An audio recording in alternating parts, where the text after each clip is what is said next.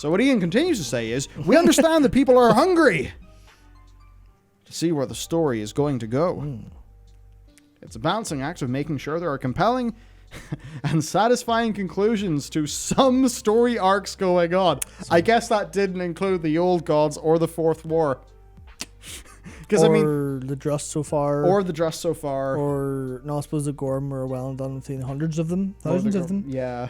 What else? They're doing a really iffy job at their they're doing a good job at their J.J. Abrams mystery boxes. They're doing a less good job of that being satisfying narrative content in the game. So I really hope that we start to get some more solid stuff there. Because like on the Drust are teased as a part of the Korthian artifacts. Yes, they are. Gorak Tul still Gorak lives in some capacity. Yeah, which, it makes me pretty happy because I'm like, we got Christopher Judge back in World of Warcraft. Anyway, please, that'd be cool. So yeah, and then Ian goes on to say, but also planting seeds for things that hopefully people will look back on a couple of years from now and say, wait a minute, that's the game we play and it's a lot of fun. I certainly hope so. Yeah, I certainly hope so, but it sometimes does feel like there is more, plowing and seeding of fields than there is harvesting of crops. Yeah. Yeah, who's been watching Clarkson's farm and understands farming as much as Clarkson? Me. I mean, have you not played any farming games on the myriad of systems? Actually, yes. Harvest Moon, Friends of Mineral Town for probably hundreds of hours as a child because I didn't understand the game. I didn't understand the meta game. I got the farming looked really good, and the fairy pixie people always confused me. So yeah. Oh god, Rune Factory coming to PC. Let's go. Yeah. What was he talking about? Yes, the stuff with this about like the sowing of too many seeds, I think is really interesting because I like seeing the seeds, but I'm also just like, where you're gonna have to pay some of this off in a way I actually care about, because I could just list for days the amount of stuff they've set up and haven't paid off in any capacity. The Just is one of them. There's what's Kalia doing, being this undead light thing. That's clearly a seed that they're going to pull on later. And I'm just like, I'm going to forget everything about her by the time they come back to that. Same with Tilia. I'm like, I don't see anything about Tilia and Bolvar. And we're 7 months into this 2-year expansion. It's that thing of, I mean, some of that's good. It's just that thing of if you're watching a movie, but the movie feels like so much of its runtime is dedicated to setting up a sequel, and the characters that are very much feel like they're involved in the sequel bit don't get satisfying arcs and conclusions, then it's not going to be a satisfying movie. It's like recent Marvel stuff, the Marvel TV shows, where they just spend so much time at the end going, and please pay attention for the next media franchise. Yeah, I hear like WandaVision is great until the end, where it just turns into setting up movies and kind of loses its way. So I hope they don't do that. Yeah.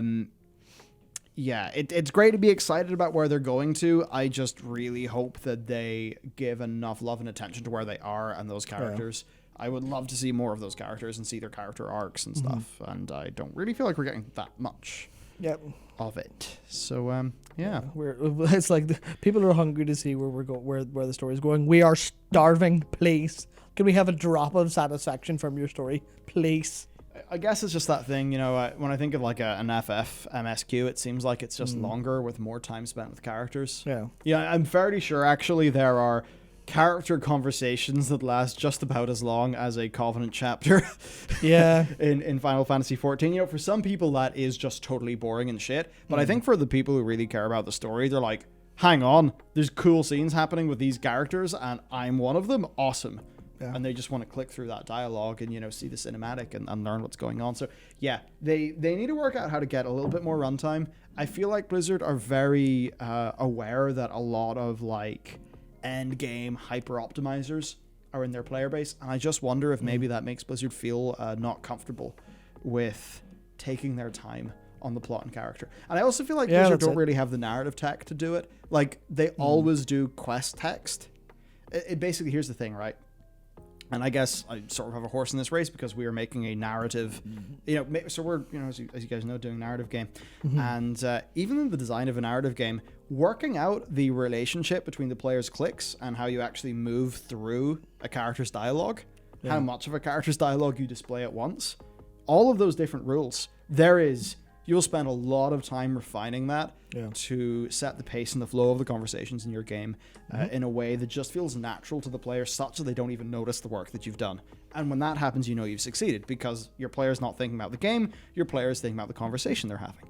And it's just that thing. In World of Warcraft, the way that happens is either an NPC will spawn text box on top of their head in a way where, you know, if once I've done reading it, I can't click to move on to the next one. Yeah. So I don't feel like I'm interacting with the conversation.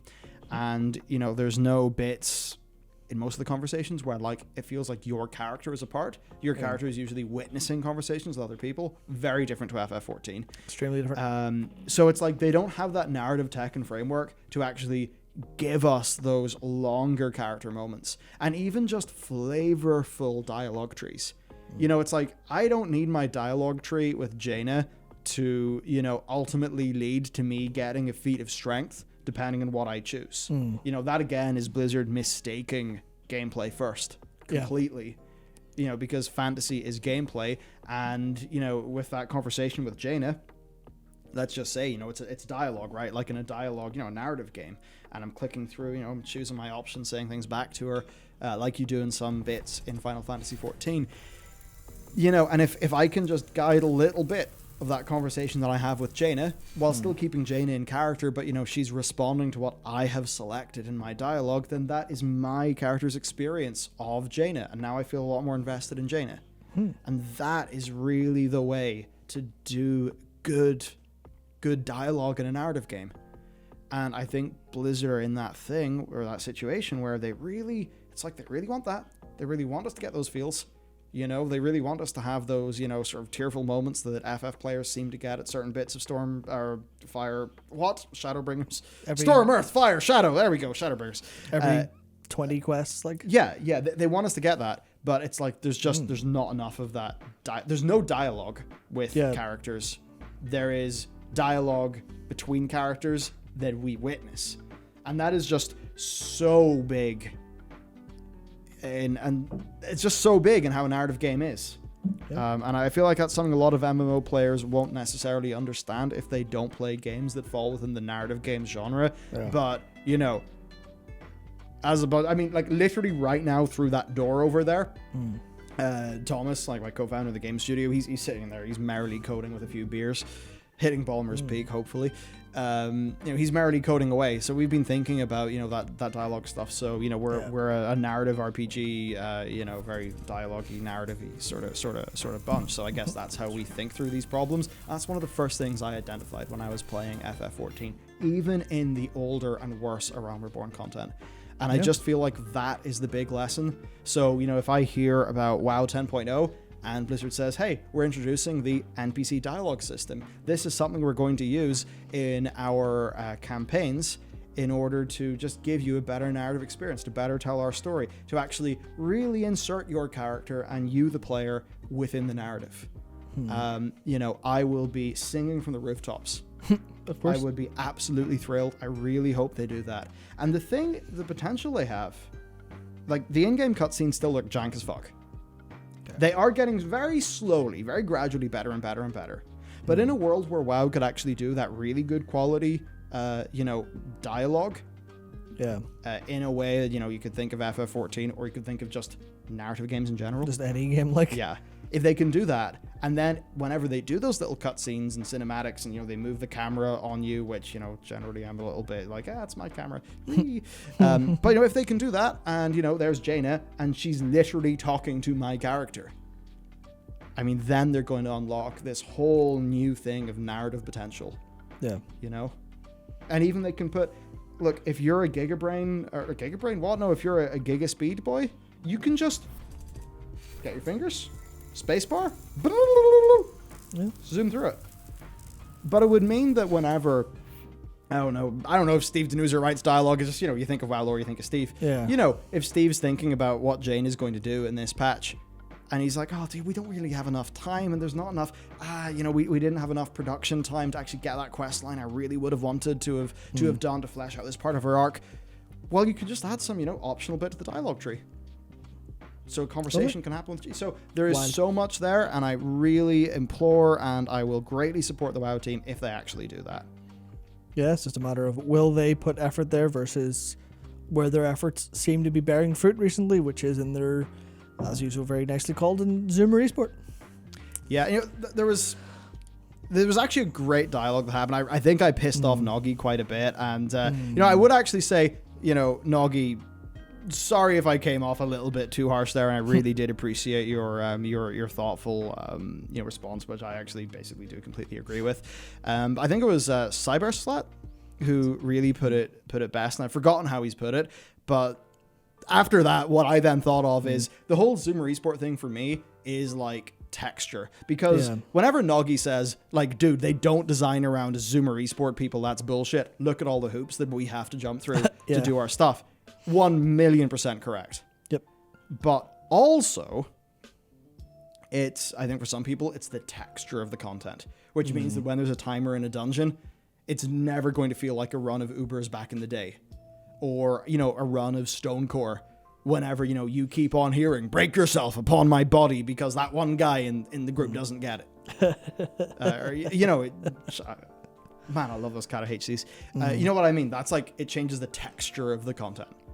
Yeah, I think texture is a very great, useful word because it's...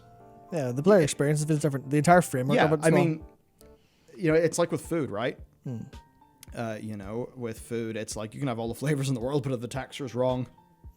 You know, it's like the flavor is dungeon, but the texture is not what people maybe associated dungeon with.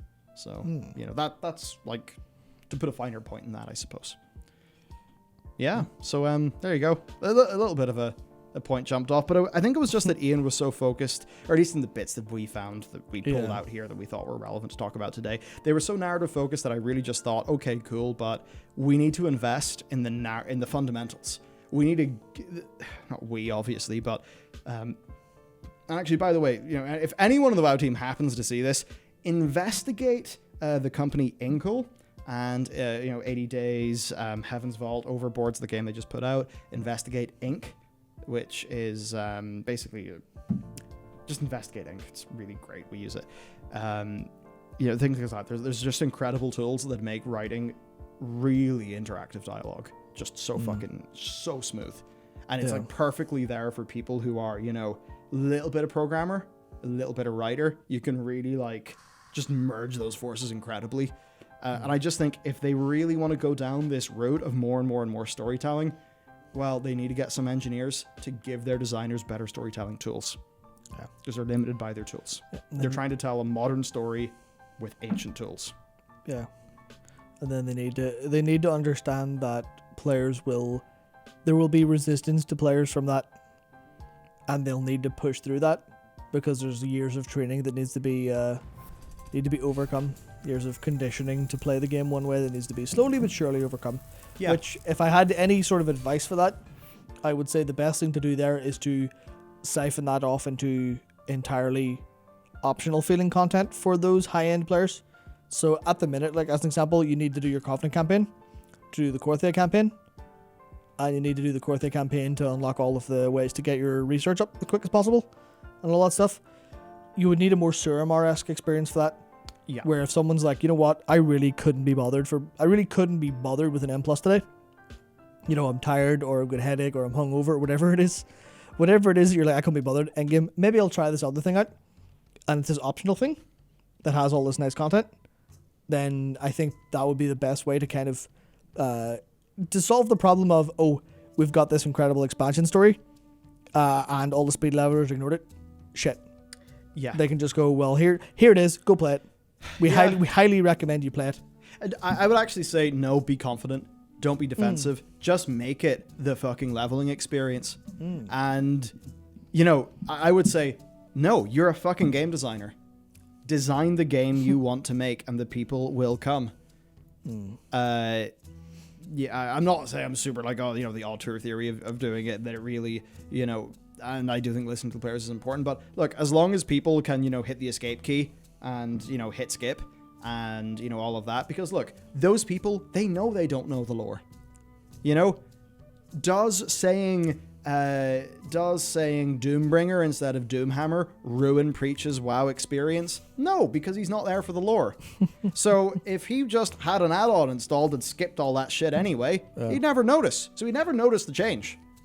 But for the people who could really get invested in that world, and slowly over time, more and more people would engage with it, because seriously, install the add-on immersion. I mean, we both know this. It's like if you install the add-on immersion and just your quest text experience is so much better that actually reading the quest text is palatable. So there is so much that could be done there. I really encourage them to do it. And actually on the Zoomery bit, John, our team, he did good sleuth. He said, I think this was Cyberstats tweet, which was, the game isn't designed well for the top percent or the rest of the player base. The difference is the top percent know how to use and abuse systems to make it appear like systems work for them. I would say that's pretty much 100% bang on. And then for me, the Zoom Resport bit is like textural in the actual content design itself. Yeah, for sure. So that's that, and sort of put in a tight bow. Yeah. Yeah. Beautiful.